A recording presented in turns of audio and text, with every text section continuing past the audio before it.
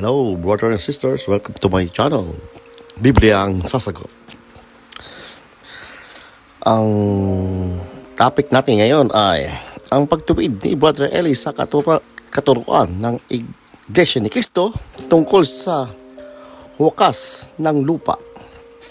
Sa mga wakas ng lupa. Ngayon, pag-aaralan natin. Salamat sa Panginoon sa isang mabuting pagkakataon na ipinagkaloob sa atin upang muli po makasama natin ang kapatid natin si Eli Soriano. Kapatid ni Eli, magandang araw po sa inyo. Magandang araw, magandang gabi, mga kapatid. Salamat sa Diyos. At tayo'y muling may pagkakataong magsuri ng pananampalataya. Agad po tayo mag-umpisa. Gusto ko nang pinaalala sa inyo, sandali kahit na ilang minuto lang, yung ating tinalakay kahapon, kapatid na Daniel. Opo, kapatid ni Daniel, Ali, ati pong pinagpatuloy, inyong pong tinatalakay tungkol dito sa bahay na siyang iglesia ng Diyos, na ang Diyos ang nagtayo. Ito po ay inyo pong niliwanag sa pamamagitan po ng pagbasa dito sa awit 12:17:1 na ang dapat ang magtayo ng bahay ang Diyos. Dahil sabi ng Biblia, maliban na itayo ng Panginoon ang bahay na walang kabuluhang nagsisigawa ang nagtayo, malibang ingatan ng Panginoon. Ang bayan na walang kabuluhang gumigising ang bantay. At ang bahay po na ito ay ang Diyos na may karapatan na magtayo. Yung pong sinasabi sa 3:15 ng unang Timoteo na ako'y magluwat ng mahabang panahon ay upang malaman mo kung paano ang dapat ng tao na ugaliin nila sa bahay ng Diyos na siyang iglesia ng Diyos na buhay at haligin at saligan ng katotohanan.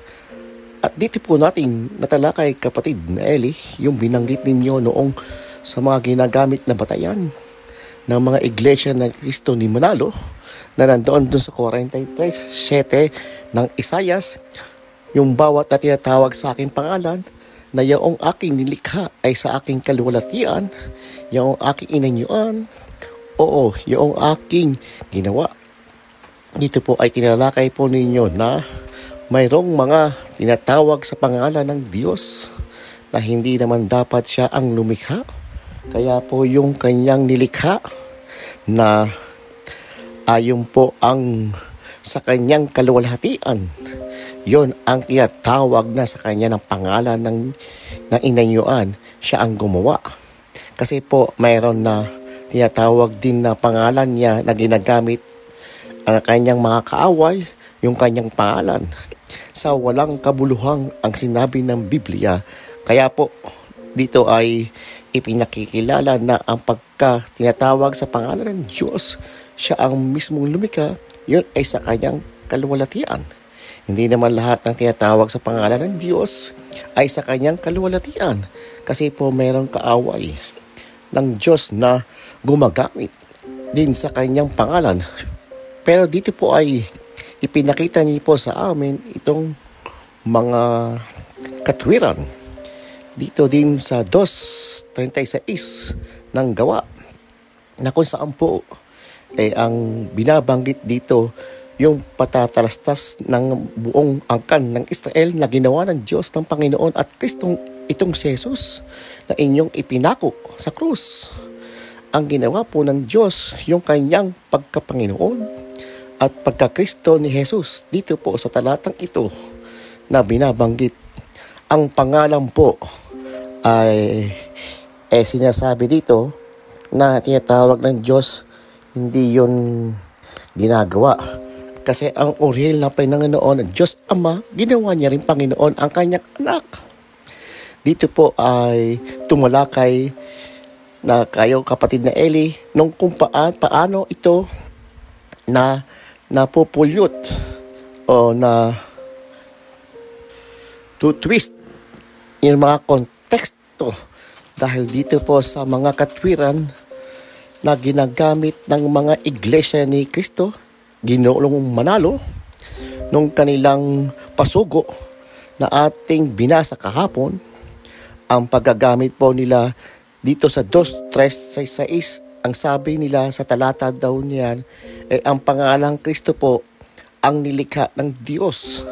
Pero naipikita niyo po sa amin na dito nga po ay sinasabi sa talata ay po ito ay yung ginawa ng Diyos na Panginoon at Kristo.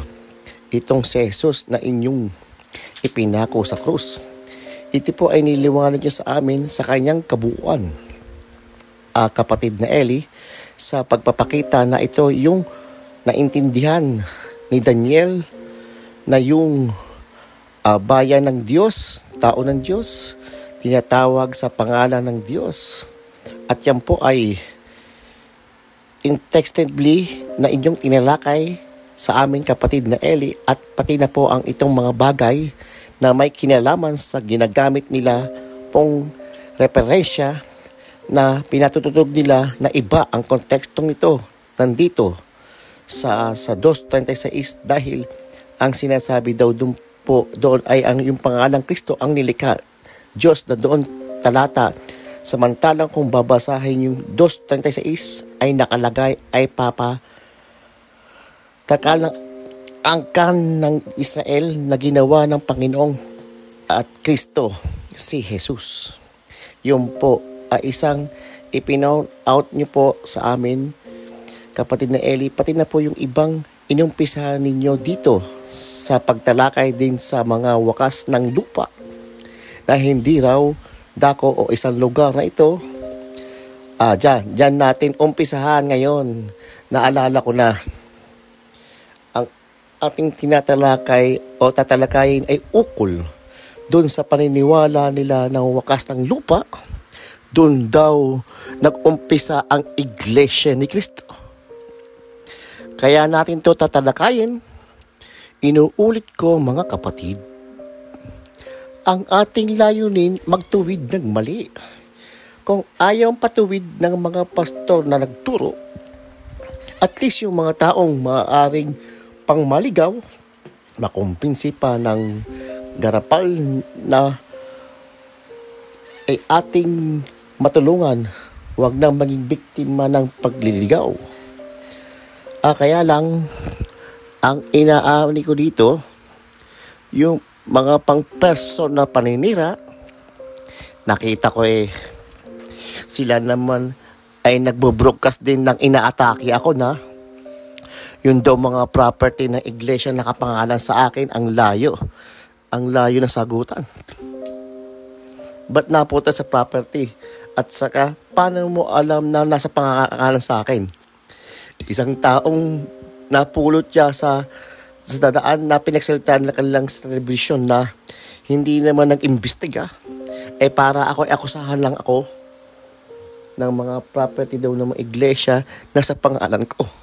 Ayun na, ang layo. Ang layo sa issue yun Ang katunayan, kung may property nakapangalan sa akin, dahil talagang akin yun. Akin po yun. Pero yung property ko, binigay ko sa iglesia. May deed of donation na in-execute ang kapatid na Arcadio Marliare na mayapa na bago siya namatay. Siya ang gumawa yun.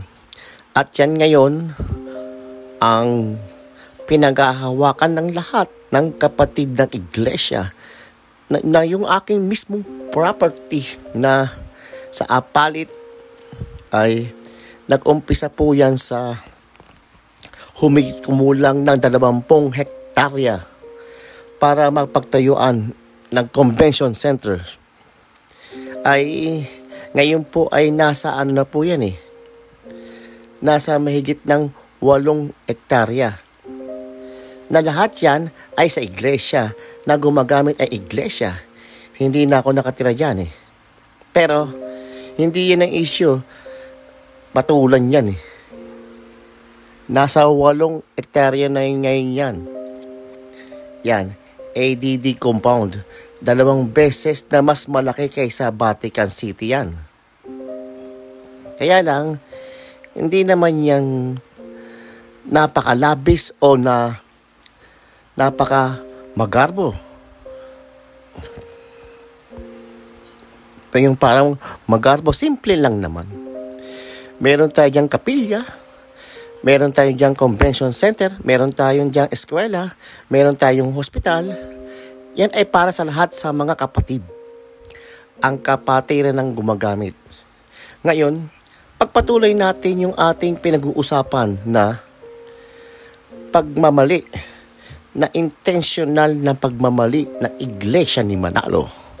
Napatunayan na sa inyo na yung Churches of Christ, inaalis yung plural, nilalagay na singular.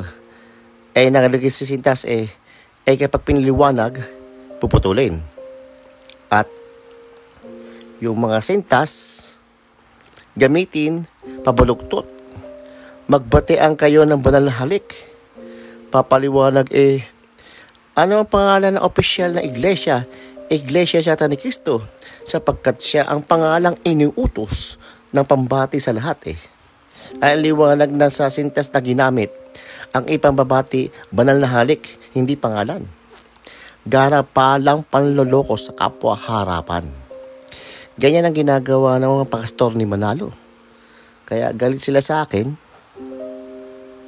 At nagre-record sila kasi hindi sila makakasikot dun Walang pastor ni Manalo magpatunay na ipangbabati sa lahat ay pangalan ng Iglesia ni Cristo. Ang ipangbabati sa lahat, banal na halik, hindi yung pangalan. Ngayon, kaya hindi nila masasagot ang talagang mga tuwirang sagot. Ang request nilang manira, magdemanda, mahigit na 20 demanda mga miyembro ng Manalo para perwisyuhin. Awa ng Diyos, na-dismiss na lahat. Isa na lang natitira. Yung hindi pa po na nahihiring ng korte. Na isa ring kung mo sa korte, hindi ako pwede mag-comment. Ngayon, ang ating pong tema sa relihiyon, hindi yung personal ng isang tao. Hindi yung paninira sa tao. Ang ating usapan yung aral. Doon tayo nag-uusap. Ngayon, yung aral na ukol sa wakas ng lupa. Ipakikita ko sa inyo kung paano binabaluktot ng mga ministro ni Manalo ang salitang mga wakas ng lupa. No? Actually, for the Old Testament, ang nakalagay, mga wakas ng lupa. Hindi po wakas ng lupa, mga wakas ng lupa, implying plurality. Pero kung patuloy nila, yung wakas ng lupa yun daw ay katapusan ng sanlibutan. Ang katapusan ng sanlibutan, isang araw lang. Bakit ginamit mga wakas ng lupa? Doon sila ngayon magpapaliwanag. Napakikita ko sa inyo kung paano nila hinihilot ito para patugin na sila raw ay lumitaw sa Pilipinas kasabay ng Gera Mundial 1940 kasi ayun daw ang mga wakas ng lupa na tiyempo raw yun daw hindi daw yung lugar. Gusto kong umpisahan sa inyong basahin ang isang kopya ng Pasugo, kapatid na Alvin, yung mahaba, basahin mo kapatid ng Daniel, ang issue ng Pasugo noong 1953. Buhay na buhay pa yung si Manalo niyan, Felix. Kasi 1960 siya namatay. Ang sabi ng Pasugo sa papatnubay ni Felix Manalo, basahin natin kapatid ng Daniel, tulungan nyo mga kapatid. Hindi tayo naninira ho. Inaalam natin, sinusuri ang aral. Utos ng Diyos kasi yun Sabi sa Biblia, huwag kayong magpaniwala sa bawat espiritu kung hindi inyong subukin ang mga espiritu kung sila'y sa Diyos. Sapagkat maraming nagsilitaw na mga bulaang propeta sa sanlibutan. Sa pagsubok at pagsusuri, Utos ng Diyos yan at kalooban ng Diyos yan. Hindi dapat yan ikagagalit kung ang isang relihiyon ay sinusuri ang kanyang aral, yung kanyang espiritong daladala. Kasi yung espiritu, salita yan, aral yan eh. Sabi ni Kristo, ang salitang sinasalita ko sa inyo, bawat espiritu at pawang buhay. Nandoon sa Juan 6:63 ng Juan. Ngayon, susubukin natin ang espiritu ng mga salita, ng mga aral ng relihiyon. Ito ngayon ang pahayag nila ng ating iisa-isahin. Untold kung paano nila hinihilot ang wakas ng lupa raw ay 19 at tempo ng 1940. Basahin natin kapatid na Daniel. Ito po ang pasugo ng Setyembre 1953, pahina 32. Sinasampalatayan namin ang buong giting ng aming tinitindigan na si kapatid Felix Manalo ay siyang sinugo ng Diyos sa huling araw na tinawag sa pamamagitan. Kapatid na Daniel, sandali no? Sinasampalayanan daw nila ng buo daw giting nilang tinitindigan na si kapatid na Felix Manalo siyang sinugo ng Diyos sa huling araw. Dito palang mali. Bakit? Yung pong huling araw na sinasabi sa Biblia, pagbabangon na yun mga nang patay. Hindi 1914 yun. Basahin natin ang 6:34 ng Juan. Walang taong makakalapit sa akin, maliban na ang amang nagsugo sa akin, ang sa kanya'y magdala sa akin. At siya'y aking ibabangon sa huling araw. Ang liwanag, I will raise you up in the last day. Hindi in the last day. Siya'y aking ibabangon sa huling araw. Si Manalo raw, sugo ng Diyos, buo daw, giting daw nilang titidigan sa huling araw. Kita mo na, wag muna kayo manindigan ngayon. Manindigan kayo sa huling araw, kasi ang huling araw, yun ang pagbabangon ng mga patay. Pag huling araw. Doon pa lang, isusugo pala si Manalo, patay na si Manalo ngayon eh. Huling araw hindi pa dumadating. Inulit ito ng Panginoong Jesus. Itong salita na itong huling araw, doon sa Juan pa rin. Sa Kapitulo 11, merong ganitong sinasabi. Ang usapan ni Maria, ni Marta at saka Panginoong Hesukristo sa 11 ng Juan. 11:23. Sinabi sa kanya ni Jesus, magbabangot uli ang iyong kapatid. Si Marta ay nagsabi sa kanya, nalalaman ko na siya'y magbabangon uli sa pagkabuhay na maguli sa huling araw. Yon. Buti pa si Marta. Alam niya ng pagkabuhay na pagkamuli sa huling araw. Ang huling araw, yung pagkabuhay na muli. Alam mo kung bakit? Kasi mas maaga pa rin sinabi na ni Kristo. Ang sinabi niya sa 6:44 maliwanag, walang taong makakalapit sa akin. Maliban ang Ama na nagsugo sa akin, ang sa kanya'y magdala sa akin. At saya aking ibabangon sa huling araw. Mga kapatid, makikita po ninyo, yung huling araw, yung salitang huling araw na sinasabi nila sa pasugo, mali eh. Bakit? Kasi ang huling araw ay Yun ang pagbabago ng mga patay. At napakaraming talata sa 6:40 uli. Basahin na sa Juan pa rin, kapatid na Daniel. Sapagkat ito ang kalooban ng aking Ama, na ang bawat nagkakakita sa anak at sa kanya'y sumampalataya ay magkaroon ng walang hanggang buhay. At siyang ibabangon sa huling araw. Tingnan nyo, yung huling araw, pagbabago na ng mga patay yun eh. Sa 54 na kapatid na Daniel. At kumakain ng aking laman at umiinom ng aking dugo ay may buhay na walang hanggan. At siya'y aking ibabangon sa huling araw. Alam nyo, hindi ito pwede nyo sabihin nagkamali ang Panginoong Jesus o nagkamali yung nagsalin ng Biblia, kung hindi. Maraming beses siyang inulit-ulit. Yung huling araw, yun ang pagbabangon ng mga patay. At kinumpirma ito sinampalatayanan ng naunawaan ni Marta.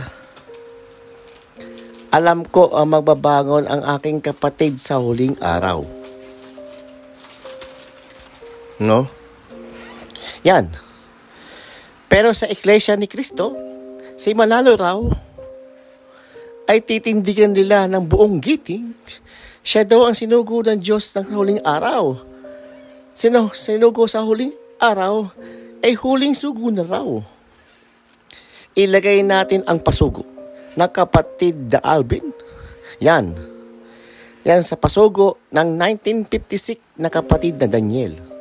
Ito po, ang huling sugo ng Diyos sa wakas ng lupa. Sa dalawang sunod na lathala tungkol sa pagsag ito ay maliwanag na sinasniyak sa pamamagitan ng mga hula na banal na kasulatan na si kapatid na Felix Manalo ay huling sugo ng Diyos sa wakas ng lupa. Yan. Huling sugo ng Diyos sa wakas ng lupa. Kung mapapansin ninyo na meron kayong interes na kumbaga yung precise analysis of the truth, si kapatid na Felix Manalo ay huling sugo ng Diyos sa wakas ng lupa. Nasa Biblia ang mga wakas ng lupa inalis yung mga para patunugin na singular. Huling sugo ng Diyos sa wakas ng lupa, sabi. Tapos, tuloy ang paliwanag kapatid na Daniel. Kaya huling sugo gaya ng ating napag-aralan ay sapagkat ang pagkatapos ng gawain kanyang isinasagawa sa makatuwid bagay ng pangangaral ng mga dalisay na salita ng Diyos ay wala ng iba pang sugong darating kung hindi ang kakilakilabot ng paghuhukom o ang katapusan ng pag-iral ng sanlibutang ito. Yan, nakita nyo? Kaya daw huling sugo na raw si kapatid nilang Felix Manalo ay kasi pagkatapos daw ng gawain kanyang sinasagawa sa mga bagay ang pangangaral ng mga dalisay na salita ng Diyos, wala na daw iba pang sugo na darating. Kaya lalabas, nina-analyze mo itong pasugo. Si Manalo, Iranyo, namatay si tatay niya. Siyang pumalit.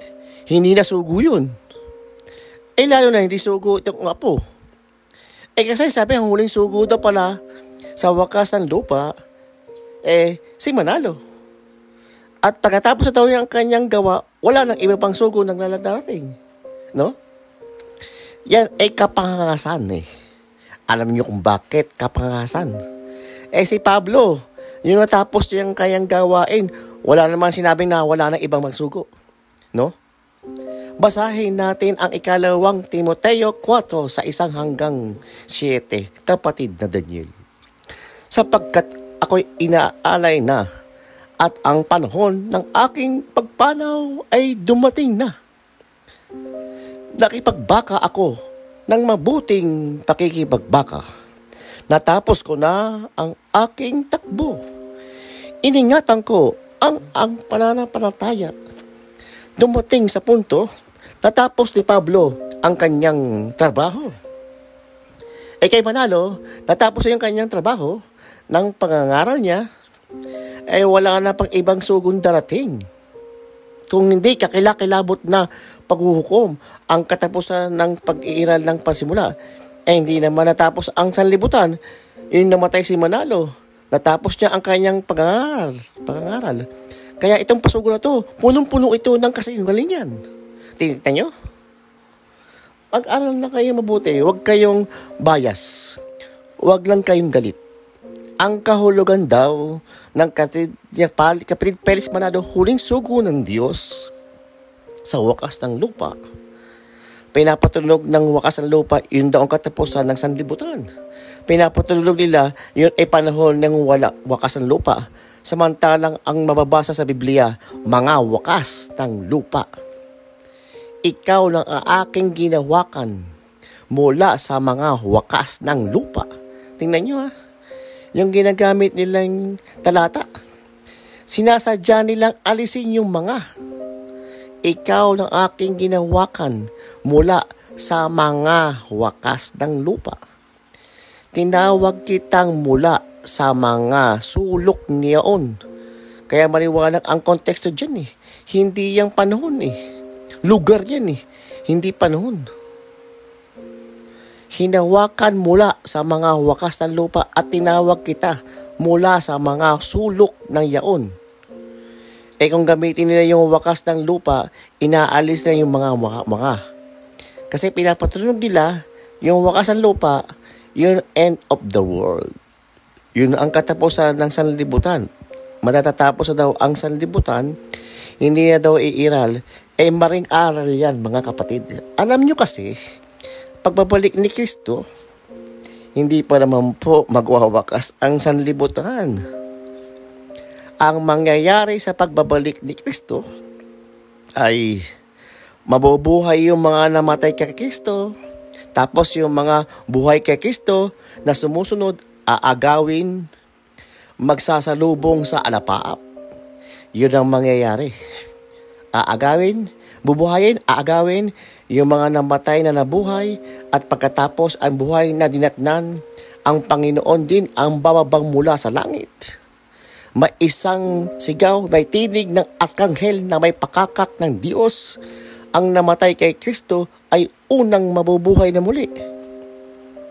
Kung magkagayoy, tayo'y mga nabubuhay na natitira, aagawin kasama nila sa mga alapaap upang salubungin ang Panginoon sa hangin.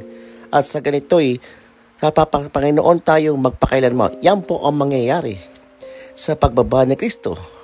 Pagkatapos na mabuhay niya magbuli ang mga patay at nagsalubong doon sa alapaap, ang susunod yung sinasabi sa 2 Tesalonica, Kapitulo 2, basahin natin ang versikulo 2:1. Kapatid na Daniel.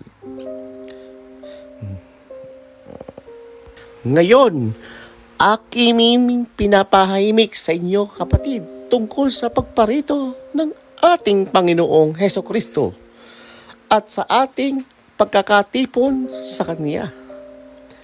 Pagparito ni Kristo, magkakatipon, no? Kaya makakatipon ng mga Kristiyano, kasi yung mga patay binuhay, tapos yung mga buhay iniagaw pare-pareho, at sasalubong sa Panginoon, magkakaroon ng pagkakatipon. Ano ang kasunod noong pagkakatipon na yun, na pagkatapos ng unang pagkabuhay na muli? Ano ang kasunod ng katapusan naman ng sanlibutan yon? Ito ang hindi naintindihan ni Manalo, mga kapatid, no? Kasi kung sugo ka talaga, sugo ng Diyos yan, dapat naintindihan niya yung sinasabi niya. Basahin natin ang Apokalipsis 24. At nakakita ako ng mga luklukan at mga nagsisiluklok sa mga ito. Sila'y pinagkalooban ng paghatol. At nakita ko ang mga kaluluwa na pinugutan ng ulo dahil sa patotoo ni Jesus at dahil sa salita ng Diyos. At ang hindi sumamba sa hayop o sa kanilang mga larawan man. At hindi tumanggap ng tanda sa kanilang noo at sa kanilang kamay. At sila'y nangabuhay at nagsiharing kasama ni Kristo sa loob ng 1,000 taon. Ayon, maliwanag. Pagkabuhay muli ng mga namatay kay Kristo, aagawin, tapos kasama yung mga buhay, magkakatipon, maghahari sila sa loob ng 1,000 taon. Hindi pa magwawakas ang sanlibutan. Maghahari pa nga ng 1,000 taon ang Panginoong Hesukristo At dito yun sa lupa. Maghahari sa lupa. Aba, pinanood ako ni Sandoval. Sa maghahari wakas ang mundo. Kasi yun ang natutunan yung kay Manalo. Sapagkat nagpa si Kristo, tapos na ang mundo. Ito ngayon ang pahayag. Pakinggan nyo, kapatid. Sana naman wala mga open yung mga membro ng samahan ng dating daan. Sana sa mga patid na kapatid, hindi kayo nahulog sa kinaupuan ni sinabi ni Soriano na ang paghahari ni Kristo doon sa lupa yun Yung paghahari ni Kristo dito sa lupa yun Kung napapansin natin, nasa alapaap, wala dito sa lupa. Kagaya ng binabanggit ni Ingkong na dito maghahari sa lupa. Ang mga kay Kristo at si Kristo sa loob ng 1,000 taon. Paano mangyayari yun? Susunugin ang buong daigdig na ito. Tingnan nyo. Yan ang paliwanag kasi tinulo ni Manalo Paano daw ang mangyayari ang maghahari si Kristo? At yung mga kay Kristo sa 1,000 taon dito sa lupa. Paano mangyayari yun? Susunugin daw ang sanlibutan ito. Para sa kanila, pagdating ni Kristo, sunugan na. Sa Biblia, hindi. Maghahari pa ng 1,000 taon. Basahin natin, kapatid na Daniel, 21 hanggang 7, kapatid na Daniel. At nakita ko ang isang anghel na nanaog mula sa langit na may susi ng kalaliman at isang malaking tanikala sa kanyang kamay. At sinunggaban niya ang dragon, ang matandang ahas, na siyang Diablo at Satanas, at ginapos ng 1,000 taon. At siya'y ibunlid sa kalaliman at sinarhan, at tinatatakan ito sa ibabaw niya, upang wag nang mangdaya sa mga bansa, hanggang sa maganap ang 1,000 taon. Pagkatapos, nakita mo, Sandoval, ang hindi tinuro sa inyo ni Manalo ng sugo nyo? Si Satanas pala, ikukulong sa kalaliman, sasarhan, para na wag nang mandaya sa mga bansa, hanggang sa maganap ang 1,000 taon. Tingnan mo, kita mo? May mga bansa pala Sa loob ng 1,000 taon sasabihin mo, sinunog na ang mundo. Maling pagkahulugan ni Manalo. Yan ang namana mo. Ikinalulungkot ko. Hindi naintindihan ng iyong sugo, ng iyong mga papasubo, ang aral na ito ng Biblia. Na ang pagbabalik ni Kristo, hindi pa magwawakas ang mundo. May mga taong may iwan dito na hindi pa sumasampalataya kay Kristo. Kagaya ng mga Hindu, ng mga liberal transpasador, mga ateista, lahat ng mga tao niyang bilyon-bilyon yan. Lahat ng yan, bibigyan ng Diyos ng pagkakataon. Sa loob ng 1,000 taon na mapagharian, mapangaralan, mapanginoon sa Jesus Kristo. Kasama niya maghahari yung unang nagbuhay ng muli. Ulitin natin, 23 na ngayon, kapatid, tuloy natin. 23 sa Apokalipsis. At siya'y binulig sa kalaliman at sinerhan.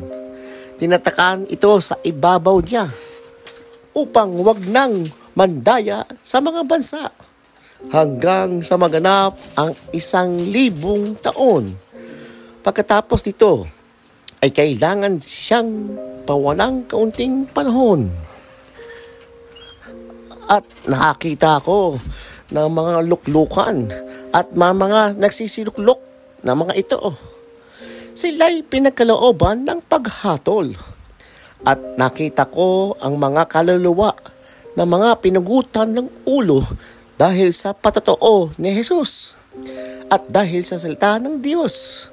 At ang aking hindi sumamba sa hayop o sa kanyang larawan man at hindi tumanggap sa tanda ng kanilang noo at sa kanilang kamay. At sila'y nangabuhay at nakapagharing kasama ni Kristo sa loob ng 1,000 taon. Ang mga iba sa mga patay ay hindi nangabubuhay hanggang sa naganap ang 1,000 taon. Ito ang unang pagkabuhay na maguli. Mapalad at banal ang makalakip sa unang pagkabuhay na maguli. Sa mga ito'y walang kapangyarihang ang ikalawang kamatayan, kung hindi sila'y magiging mga saserdote ng Diyos at ni Kristo at nagahari kasama niya sa loob ng 1,000 taon. At kung maganap na ang 1,000 taon, si Satanas ay kakalagan sa kanyang bilangguan at lalabas upang dumaya sa mga bansa na nasa 4 na sulok ng lupa. Narinig mo, Sandoval? Nakita mo, Sandoval? Hindi naturo ng suhuyan, no? Na pagdating ni Kristo, pag nagbuhay ng uli ang mga patay, na mga namatay kay Kristo, aagawin niya kasama yung mga buhay. Tapos, magkakaroon ng pagtitipon sila. Tapos, maghahari siya ng 1,000 taon. At yung kanyang mga binuhay mga muli at mga naligtas kay Kristiyano, maghahari sila sa 1,000 taon. No? Tapos, sabi ng Biblia, mapalad at banal ang mga kalakip sa unang pagkabuhay ng mga muli. Sa mga ito'y walang kapangyarihan ang ikalawang ama kamatayan, kung hindi sila ay magiging saserdote ng Diyos kay Kristo. Maghaharing kasama niya sa loob ng 1,000 taon. Teka muna, saan ba maghahari? Sa hangin?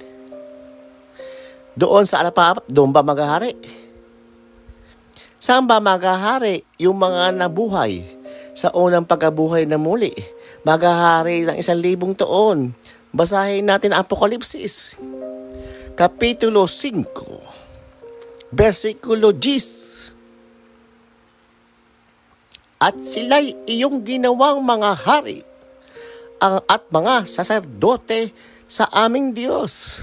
At sila'y naghahari sa ibabaw ng lupa. Hindi sa alapaap. Nakakatuwa ka talaga, sa Dobal, no? Gigil na gigil ka sa akin to eh. Matinding manira ito eh. Pero ako, hindi ako kitang sinisiraan. Marami ako tungkol sa personal mo eh. Pero maraming mga sinasabi yung mga ministro saka mga kapatid nyo na naging miyembro sa amin eh. Okay lang yan. Wala akong pakialam kung anong pinagagawa mo sa buhay. Pero ang pinakailaman ko, yung mga tinagtuturo nyo, mali. Pero sabi mo, maghahari sa alapaap. Hindi naman eh. Sila yung ginawang mga hari, mga saserdote sa aming Diyos. Sila yung naghahari sa ibabaw ng lupa. Bakit sa ibabaw ng lupa? Kasi hindi pa tapos ang lupa noon, no? Balikan natin Apokalipsis 20 ho. Hindi pa ho tapos eh.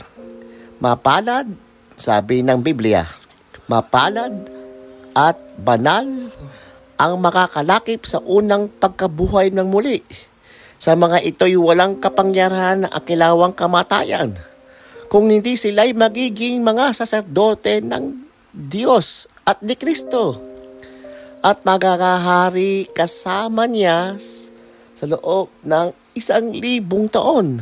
Tapos, 7, kung magganap na ang 1,000 taon, si Satanas ay kakalagan sa kanyang bilangguan at lalabas upang mangdaya sa mga bansa ng nasa 4 na sulok ng lupa.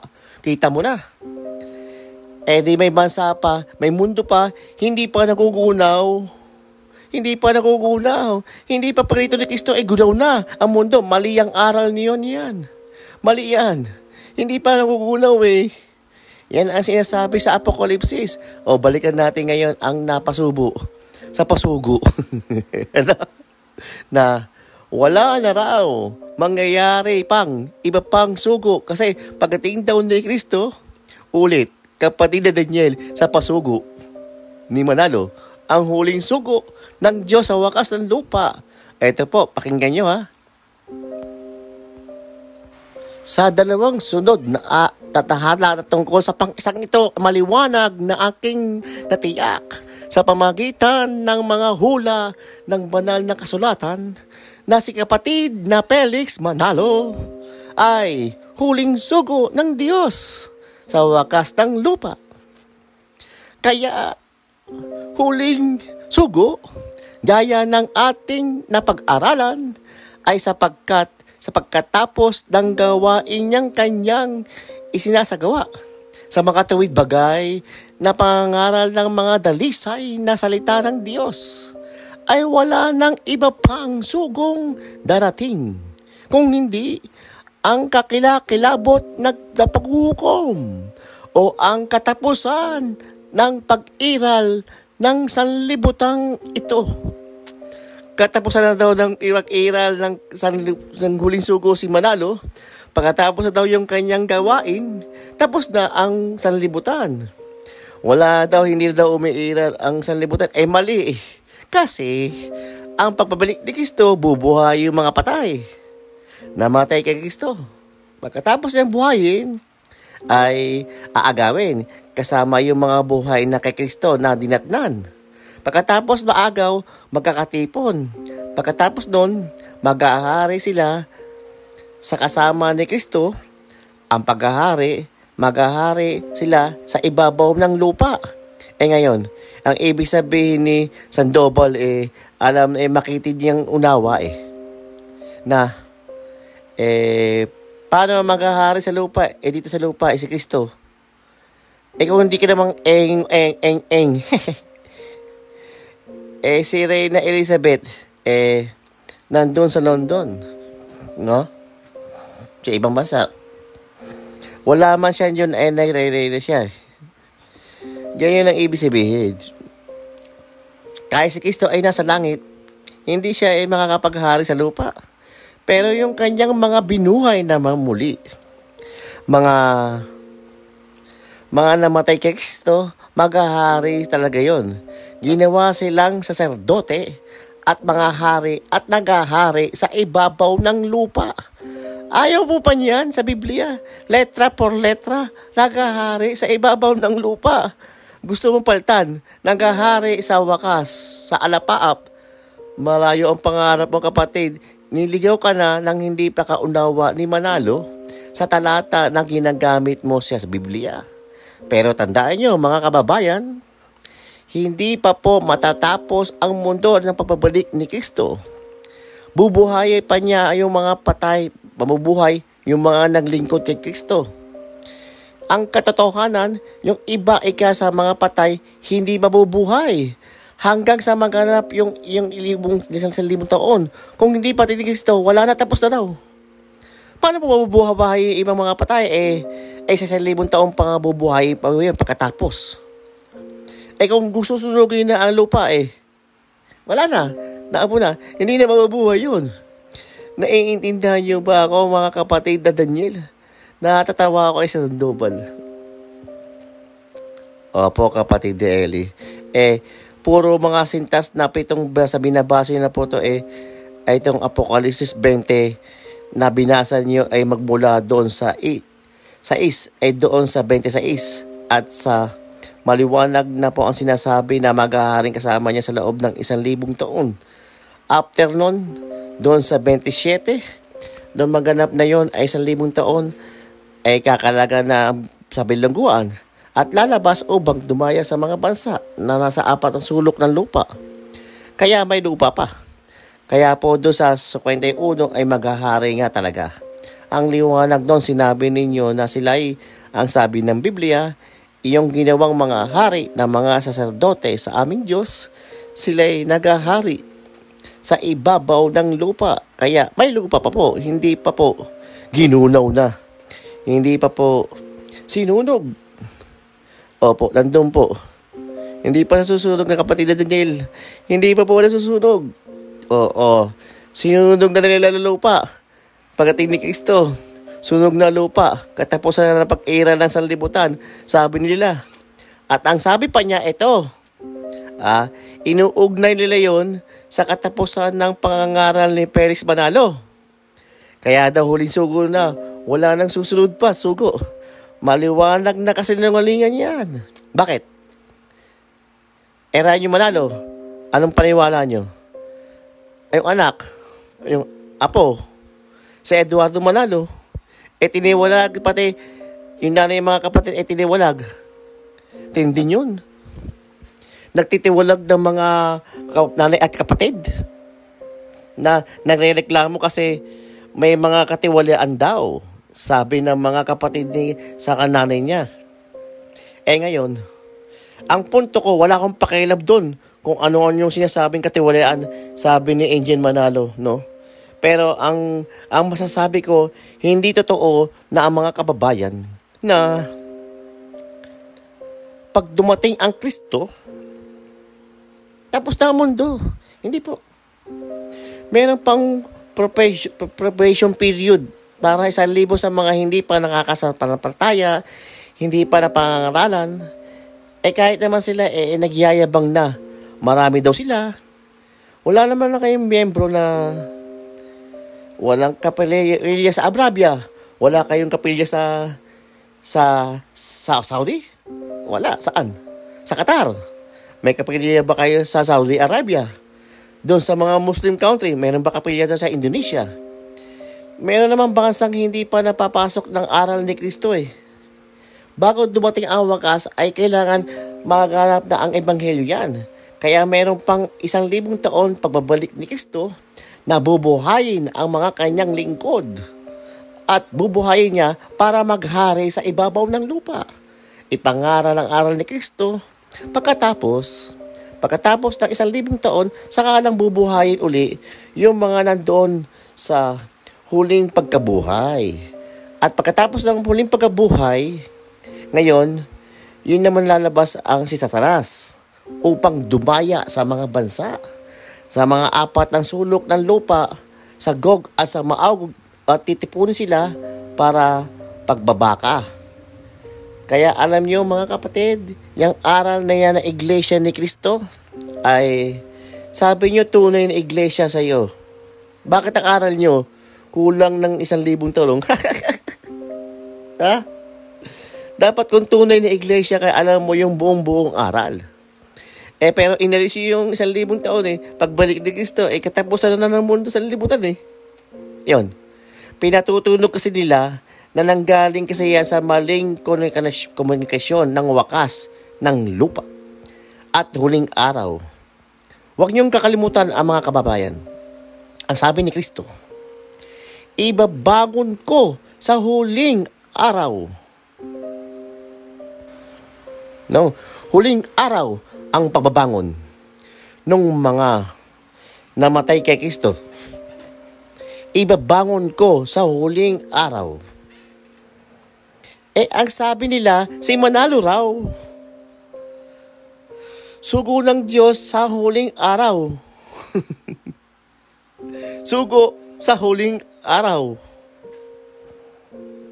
Basahin ulit yung mahaba.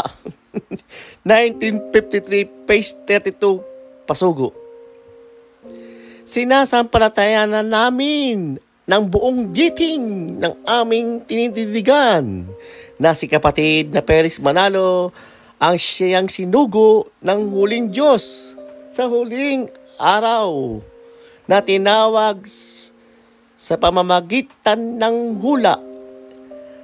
Alin ang isa sa mga hulang tumutukoy sa pagiging sugo ni kapatid ni Felix Manalo? Basahin natin ang Isayas 41:9 at ganito ang ating mababasa. Ikaw ng aking hinawakan mula sa mga wakas ng lupa at tinawag kita mula sa mga sulok niyon at pinagsabihan kita, ikaw ay aking lingkod, aking pinili ka at hindi itinatinakwil. Sa talatang ito, mapapapansin natin ang Diyos ay may hinawakan. Sino yung hinawakan ng Diyos? Yung tinutukoy na salitang ikaw. Kailan ito hinawakan ng Diyos? Sa panahon ng wakas ng lupa. Tingnan nyo pandaraya. Babasahin ko uli sintas ng kanilang sinulat. Diyan mismo sa lahat-lahat nila. 41:9, ikaw na aking hinawakan mula sa mga wakas ng lupa. Tinawag kita mula sa mga sulok na yon. Yung palang mga wakas ng lupa, yung mga sulok. Yung palang mga sulok. Yung mga huling lugar ng huling sulok ng lupa. May east, west, south, north. Beyond the north, meron pang mga nasa northeast, nasa southeast, etc. No? Yung mga yon ang tinatawag ng mga wakas ng lupa, mga sulok. No?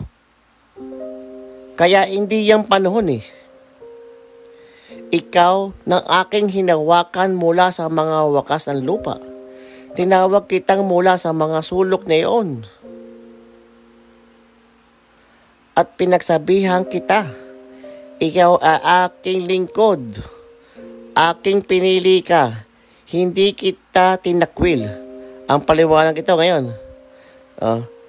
Talinuhan nyo kababayan. Sa talatang ito, mapapansin natin ang Diyos ay may hinawakan.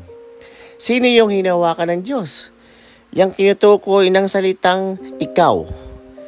Kailan ito hinawakan ng Diyos? Sa panahon ng mga wakas ng lupa, kita nyo? Nilagyan ng panahon. Wala namang panahon dun Para lang mag-lead, no? Mag-lead. Bawal yan sa husgado Pag yung isang abogado nagli-lead doon sa kanyang witness, ibig sabihin may masamang intensyon yung abogado. Gusto niyang ipas yung testimony sa kanyang witness sa gusto niyang iporma. Dapat, yung isang testigo magsalita ayon sa tanong, ayon sa investigasyon, hindi dapat inililid ng abogado yon. Ito may lead Sabi, sa panahon ng mga wakas, wala naman na kayo ng mga sinipi ng panahon. Ang nakalagay, ikaw na aking hinawakan mula sa pangawakas ng lupa. No? Nakita niyo kapatid? Hindi panahon ito Lugar ito. Ikaw na aking hinawakan mula sa mga wakas ng lupa. At tinawag kita mula sa mga sulok na yon. Kung titignan mo ang teksto, ang tinutukoy hindi lugar, hindi panahon.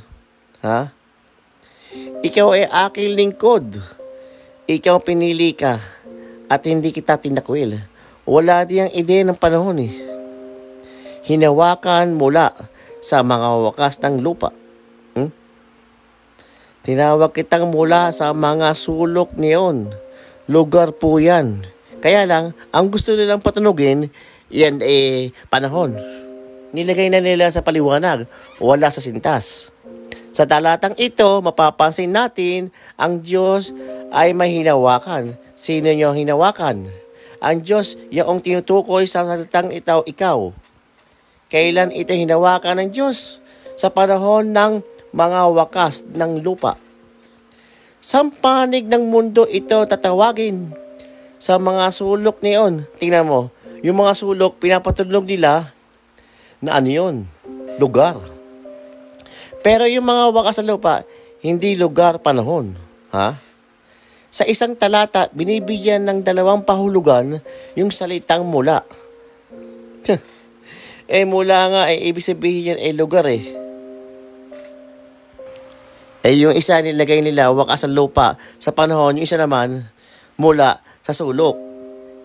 Sa mga sulok ngayon, o sa mga sulok ng mundo, tuloy natin ang pagbasa. May mga tumututol sa amin na yaon daw salitang mawakas ng lupa, tumutukoy daw sa dako. Tama yon. Sa bakatuwid isang lugar. Ang gayong pagtutuloy ang aming igagalang, kailanman may matibay na pinagsasaligan.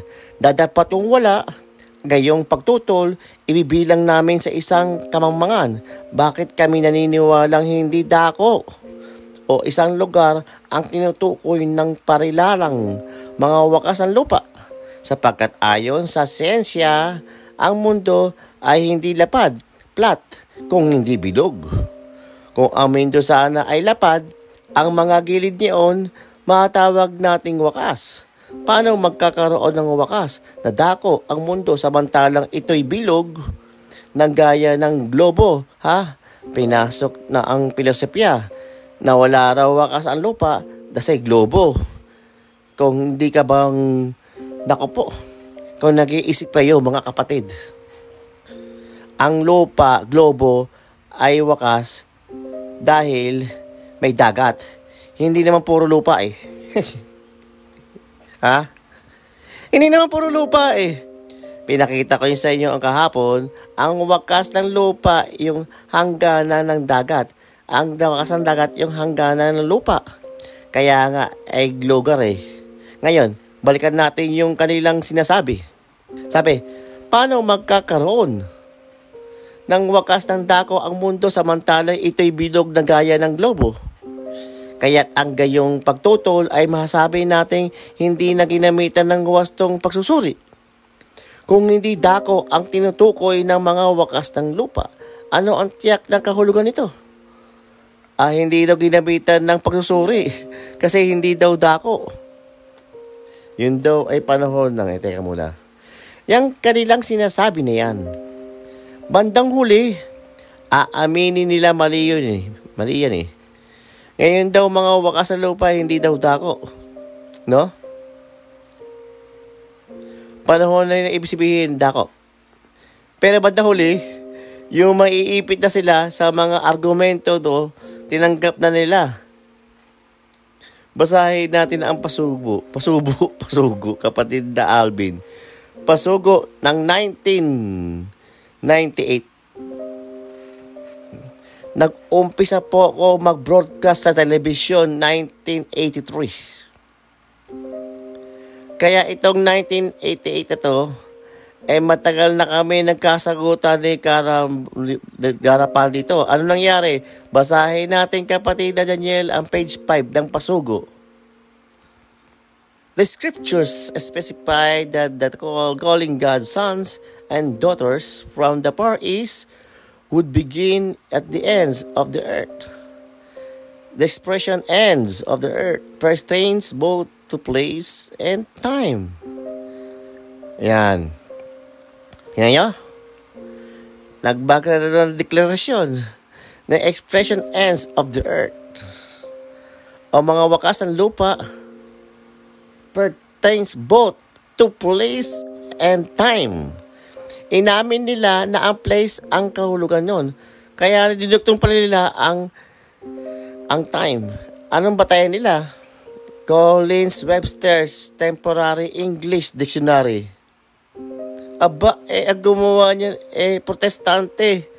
Akala ko ba ang protestante ay demonyo? Sabi nyo dati, ginamit nyo. Ang ginawa ng mga sa demonyo. Ito ang paliwanag ni Collins. Hindi ito paliwanag ng Biblia. Basahin natin kapatid na Daniel ang kasunod. The most dictator's place of time that place been imagined, the ends of the earth. Bible scholars Matthew Henry affirms that the ends of the earth indeed refers to the both place and time. Kita nyo?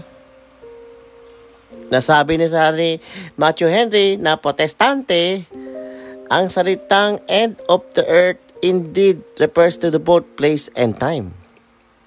Sabi ni Matthew Henry. Sabi sa Collins Webster Contemporary English Dictionary, itong mga iglesia ni Manalo, pag nagigipit, tumatakbo kung kani-kaninong paliwanag, wala sila sariling nila eh. Pero, sa Biblia mga kapatid, yung salitang mga wakas ng lupa, kadugtog ng salitang mga sulok niyaon, ang talagang gusto sabihin nun, lugar, hindi panahon. Kasi mga wakas ng lupa, tingnan nyo, plural eh. Eh sinasabi yung end of the world, isa lang naman yung end of the world eh. Hindi naman ends of the world. Mag-isip kayo mga kababayan. Hindi ends of the world. End of the world. End. Ang sabi ng mga apostol, sa 24:3 na kapatid na Daniel, basahin natin sa English. Ang 24:3 ng Mateo. And he sat upon the Mount of the Olives. The disciples came unto him privately, saying, Tell us, when shall these things be? And what shall be the sign of things coming, and of the end of the world? End of the world. Hindi sinabi ends of the world. Eh bakit nagkaganyan kayo? Para patunugin ninyo na tama yung aral ninyo, yung ends. Ginagawa nyo end. Para idugtong nyo sa panahon. Inaali yung end. Isang tuldok, isang kuldit, huwag mo aalisin yun. Inalis yung mga wakas ng lupa. Inalis yung mga ang lalakas wakas ng sanlibutan. Isa lang naman yung wakas din, hindi naman ends. Pero original lang na sa talata ay ends. Earth. Basahin natin sa English ng Isaiah 41. Thou whom have taken from the ends of the earth, and called thee from the chief men. Yan. Thou whom I have taken from the ends of the earth, and called thee from the chief men of the earth, and said unto thee, Thou art my servant, I have chosen thee, and not cast thee away. Ends yan eh. Pag piniliwanag nyo, inaalis yung essay, mga wakas ng lupa, na ang kahulugan, lugar, kasi ang kasunod sa mga sulok na iyon. Tinawag kita sa mga sulok na iyon. Lugar talaga ang tinutukoy dyan eh. Hindi panahon eh. Kaya patunugin ng panahon, ini-inject nila sa mga tao ng miyembro nila na yung mga wakas ng lupa panahon. At para mapatunog yun, babasahin yung English na tinanong ng apostol na Kristo, kailan ba ikaw ang katapusan ng sanlibutan? Ang sinatanong talaga ng mga apostol panahon, ang nilagay in the ends, end, the earth, end of the world. Yan ang mga hocus-pocus mga kababayan. Sana naiintindihan ninyo ang ibig sabihin ng pagmamali at intentional na pagliliko ng diwa ng Biblia. Ngayon, tutuloy natin yung mahaba na yung kapatid na ating technician, no? Eto, tuloy natin kapatid na Daniel. Ang kahulugan ng mga wakas ng lupa. May wakas ba ang lupa? Tingnan nyo. Ang nakalagay mga wakas ng lupa. Tapos, may wakas ba ang lupa? Inaalis yung mga No? Nakita mo kapatid na Daniel? Opo, magkalapit lang wala naman Nawala na agad yung mga. Tuloy mo kapatid na Daniel. Ang kahulugan ng mga wakas ng lupa. May wakas ba ang lupa? Meron. Alin ang wakas ng lupa?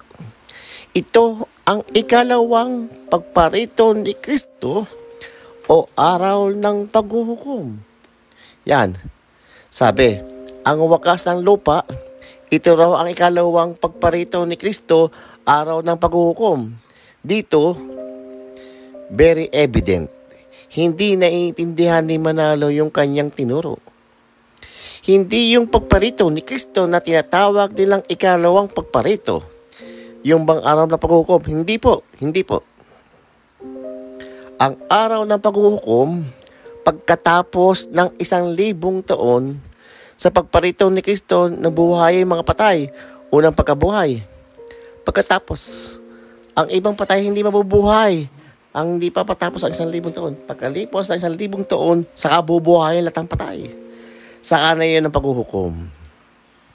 Yung pagparito ni Kristo na sinasabi nilang ikalawang pagparito, ay hindi pa yung paghuhukom. Pagka muli ng mga patay yun. Mga binuhay niya mga patay ng sa unang pagkabuhay, maghahari pa ng 1,000 taon. Sakita nyo. Ang kamangmayang mga ni Felix Manalo. Ulitin natin kapatid na Daniel. Ang kahulugan ng mga wakas ng lupa. May wakas ba ang lupa? Mayroon. Alin ang wakas ng lupa? Ito ang ikalawang pagparito ni Kristo o araw ng paghuhukom. 24:3 ng Mateo. Ulitin natin yung 24:3. At samantala'y siya'y nakaupo sa bundok ng mga olibo, ay nagsilapis sa kanyang bukod ng mga alagad na nagsisipagsabi, sabihin mo sa amin, kailan mangyayari ang mga bagay na ito? At ano ang iyong magiging tanda ng iyong pagparito? At ang mga katapusan ng sanlibutan. Yan, katapusan ng sanlibutan. Panahon yun No?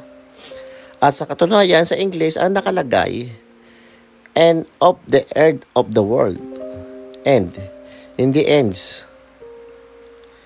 Paano nilalapat niya sa paliwanag yung mga wakas ng lupa?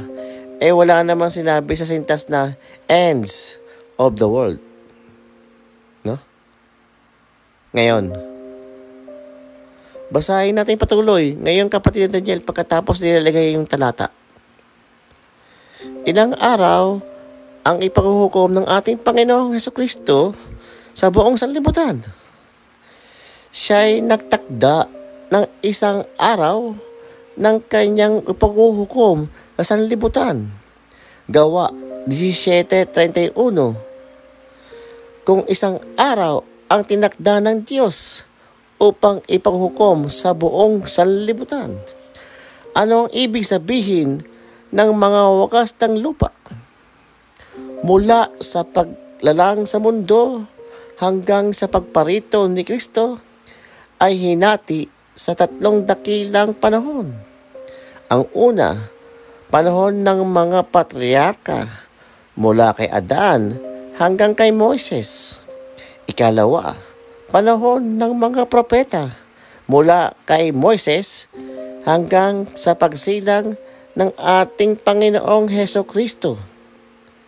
Tinatawag din namang panahon ng bayang Israel. Ikatlo, panahong Kristiyano mula sa pagsilang ng ating Panginoong Hesukristo hanggang sa kanyang ikalawang pagparito. Ang panahong Kristiyano ay hinati sa 7 peryodo o buko. Bawat katapusan, peryodo o buko ng panahon, ito ay tinatawag na tatak. Kaya mula sa pagsilang ni Kristo hanggang sa kanyang ikalawang pagparito, sa mga tuwid, ang buong panahong Kristiyano ay nahahati sa 7 tatak. Apokalipsis 5:1-2.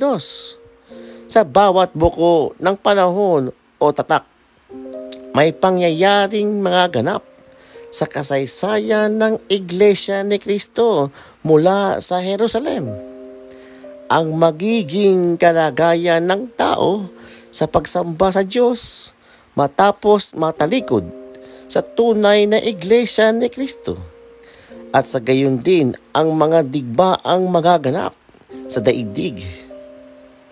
Ang 7 tatak, ang pinakahuling yugto ng panahong Kristiyano, ay hinati pa man din sa 7 hihip ng pakakak. Apokalipsis 8:1-2. Ang bawat ihip ay naglalaman ng pangyayaring magaganap sa mundo. At ang bawat ihip ay tinatawag na wakas sapagkat napapaloob sa 7 tatak, huling yugto ng panahong Kristiyano. Sapagkat ito ay 7, kaya tinatawag ng mga wakas ng lupa. Sa dulo ng 7 tatak, doon darating si Kristo na siyang wakas ng panmundo. Sa mga tuwid, yan ang hilot, no? Napakatitinding pagliligaw sa kapwa. Alam niyo mga kapatid, yung panahong Kristiyano raw, mulang isilang si Kristo hanggang sa ikalawang pagparito, yun daw ay hinati sa 7 pakaktak. No? Mayroong 7 buko. Yun daw yung nasa libro ng Apokalipsis. Yung kanilang binasa. 5 at 1-2.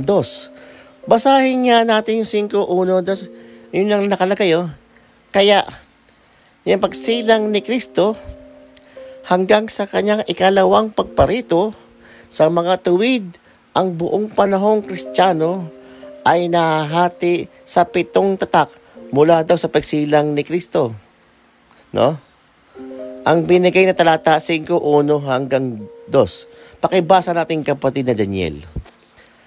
At nakita ko sa kanang kamay yaong nakaupo sa luklukan ang isang aklat na may sulat sa loob, sa labas, na tinatakan na higit ng 7 tatak. At nakakita ko ng isang malakas na anghel na nagtatanyag ng malakas na tinig. Sinong karapat dapat magbukas ng aklat at magtanggal ng mga tatak nito? Yan ang ginamit. Ano daw yung tatak? Balik na sa pasugo. Ang tatak daw yung ng Apokalipsis 1:2. Eto. Doon sa parting 3, panahong Kristiyano. Mula sa pagsilang ng ating Panginoong Hesukristo hanggang sa kanyang ikalawang pagparito, ang panahong Kristiyano hinati sa 7 peryodo o buko. Bawat katapusan ng peryodo o buko ng panahon ng ito ay tinatawag na tatak. Aba, yun daw tatak sa Apokalipsis 5:1-2, yun daw ang buko.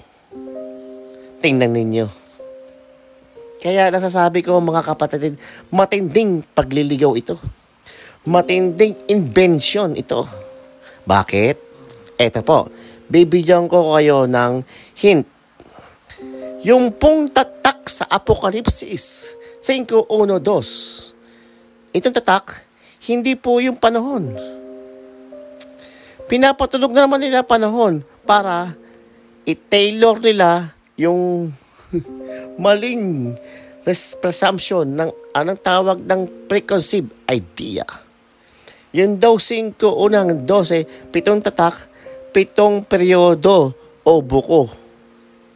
Bawat katapusan ng peryodo o buko ng panahong ito tinatawag na tatak. Yung 7 tatak sa Apokalipsis 5. Yun daw ay peryodo o buko. At yun daw ay buko ng panahong Kristiyano. No? At ang panahong Kristiyano raw ay mula sa pagsilang ni Kristo. Agad bali yun mga kapatid. Alam niyo po kung bakit? Ito, bibigyan ko kayo ng hint sa ating susunod na pag-aaral. Hindi totoong buko o peryodo o tiempo ang mga tatak sa 5:12 ng Apokalipsis. Hindi po panahon yan na peryodo o tiempo o buko. Bakit po? Babasahin ko uli ang Apokalipsis 5:1. Tuloy mo kapatid na Daniel. At nakita ko sa kanang kamay niyang nakaupo sa luklukan ang isang aklat na may sulat sa loob at sa labas na tinatakan mahigit ng 7 tatak. At nakakita ako ng isang malakas na anghel na nagtatanyag ng malakas na tinig. Sinong karapat-dapat magbukas ng aklat at magtanggal ng mga tatak nito? At sino man sa langit o sa ibabaw man ng lupa o sa ilalim man ng lupa ay hindi makakapagbukas ng aklat o makakatingin man. Tingnan nyo Sino man sa langit o sa ibabaw man ng lupa o sa ilalim ng lupa hindi makakapagbubukas ng aklat o makatingin man lang, no? Sa versikulo 2 ang sabi, nakita ko ang isang malakas na anghel na nagtatanyag ng malakas na tinig. Sinong karapat dapat magbukas ng aklat at magtanggal ng mga tatak nito? Kung panahon yan, ba't tatanggalin? Yung tatak, seal. Seal. Hindi yung panahon. Seal. Ang seal, sa akin naka-sealed, para mabuksan mo, tinatakay mong tatak. Paano nang yung panahon yan? Tatanggalin yung panahon. Di ba yun ang implikasyon yun, Daniel? Ang sabi na ng anghel, sinong karapat dapat magbukas ng aklat at magtanggal ng mga tatak ito? Kung panahon yan, tatanggalin mo ba? Ay, mga kababayan ko, nakikita nyo O sige, hamunin nyo makinig yung mga ministro ninyo para makita nyo talagang misinformed kayo. Sayang yung kapilya nyo, ang ganda pa naman, ang lalaki. Pero ang mga tinuturo nyong aral, wala sa Biblia. Bakit? Sukat pa hulugan ninyo na yung mga wakas, nakabuko. At yung mga buko, peryodo. At yung peryodo, yung mga tatak sa Apokalipsis. Eto, bigyan nyo ako ng kaunting pag-iisip ninyo mga kababayan. Nakita ko na isang malakas na anghel na nagtatanyag ng malakas na tinig. Sinong karapat dapat magbukas ng aklat to open at magtanggal magtanggal ng mga tatak nito? At sino man sa langit o sa ibabaw ng lupa o sa ilalim man ng lupa, hindi makapagbukas ng aklat o makatingin man lang. Abat ako'y umiyak ng mainam sa makatumpong ng sino mang marapat na magbukas ng aklat o makatingin man lang. At sinabi sa akin ng isa sa mga matanda, huwag kang umiyak, narito ang leon sa angkan ni Huda, ang ugat ni David, si Kristo yan ay nagtagumpay upang magbukas ng aklat at ng 7 tatak nito. At nakita ko sa gitna ng luklukan at ang 4 na lalang na buhay sa gitna ng matatanda ng isang kordero na nakatayo, na wari ay pinatay ng may 7 sungay at 7 mata, at siyang 7 espiritu ng Diyos na sinugo sa buong lupa. At siya'y lumapit at kinuha ang aklat sa kanang kamay niyaong nakaupo sa lukluklukan. At pagkakuha ng aklat, ang 4 na nilalang na buhay at 24 na matatanda ay nagpatira pa sa harapan ng kordero. Si Kristo yun na ang bawat isa ay alap pa at pangamangkok na ginto ng puno ng kamangyan na siyang panalangin ng mga banal. At sila'y nag-aalawitan ng isang bagong awit na nagsasabi, ikaw ang, sabi sa kordero, ang karapat-dapat na kumuha ng aklat at magbukas ng mga tatak nito. Sapagkat ikaw ay pinatay at binili mo sa Diyos ng iyong dugo ang mga taong bawat angkan at wika at bawat bansa. Ito pa lang bubuksang tatak. Ang magbubukas, yung korderong pinatay. Yun. Nakuha ko ang punto ko, pati ni Daniel. Yung korderong pinatay.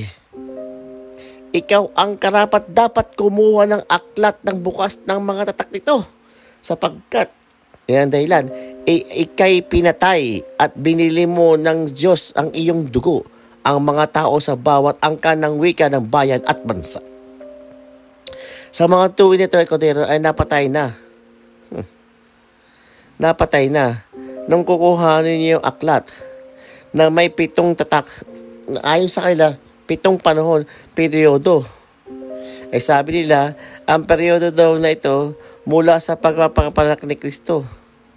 By dito, pinatay na Hindi nasama yung pinanganak siya. Nakawa ka po ito ng kapatid na Daniel. Opo, nakapatid, pinatay na po dito yung kordero. Hindi ba kasama yung nandun na sa una na sabi niya 7 panahon na yung itong end o 7 buko. Dito po, panahon pa ng kordero, pinatay na dito sa sinabi ninyo na kapatid ni Eli. Samantang sinasabi sa pasugo, yun daw ang Kristiyano mula sa panahon ng panganak ni Kristo. Binubuo raw ng 7 buko, 7 peryodo. Wala sa panganak ni Kristo. Di po lang sa Biblia, ang totoo, hindi imbento, yung palang 7 tatak na bubuksan, ang magbubukas yung kordero. Kasi yung kordero magbubukas, yun ang pinatay ng kordero si Kristo yun Kaya yung mag-uumpisa, yung pagbubukas niya, pagkatapos ng kanyang kamatayan, papakita natin yan sa tulong ng Diyos. 7 tatak, no? Nabubuksan ng kordero, mangyayaring maganap at pagkamatay na ng kordero ni Kristo sa laman. Hindi kasama yung kapanakanan patunugin ng panahon Kristiyano nagbubukas at 7 buko. Mali yan. Mag-antay kayo mga kapatid, no? Sana magtiyaga lang po kayo. Huwag kayong magagalit. Marami tayong mapapansin na katotohanan ng aral na kung ang babantayan natin ng Biblia lang, hindi mo lalagyan ng mga pasingit-singit na mga hindi magbabawas. No? Aalisin mo yung S, ends. Aalisin mo yung S. Sa Tagalog, mga wakas ng lupa. Aalisin mo yung mga wakas ng lupa. Wakas ng lupa. Isang lang araw ng paghukom. Katakot-takot ng pagliligaw yan. Hindi natin ito maliliwanagan ng buo-buo agad. Napakahaba pong usapin ito. Kasi mahabang panglalabo ang ginawa ni Manalo sa mga talatang ginagamit nila. Pero kung loloobin ng Panginoon, lobin pa tayo, buhay pa tayo sa Lunes. Bukas po ay pinagayanan namin ang ating pong Bible exposition sa ganito ring oras. Bigyan natin pansin ang ating mga nasa social media, mga kapatid na Daniel. Ito po ang ating mga komentaryo sa mga dating daan. Hanggang sa muli, maraming salamat. Ipapatuloy natin ang abat sa mga pag-aaral dito sa Iglesia ni Cristo. Mga maling paniniwala nila ang ating itatama sa pagbasa ng Biblia. Ang sasagot. Hanggang sa muli, maraming salamat sa pakikinig. And please don't forget to subscribe and share and to get more video here in Biblia ang Sasagot.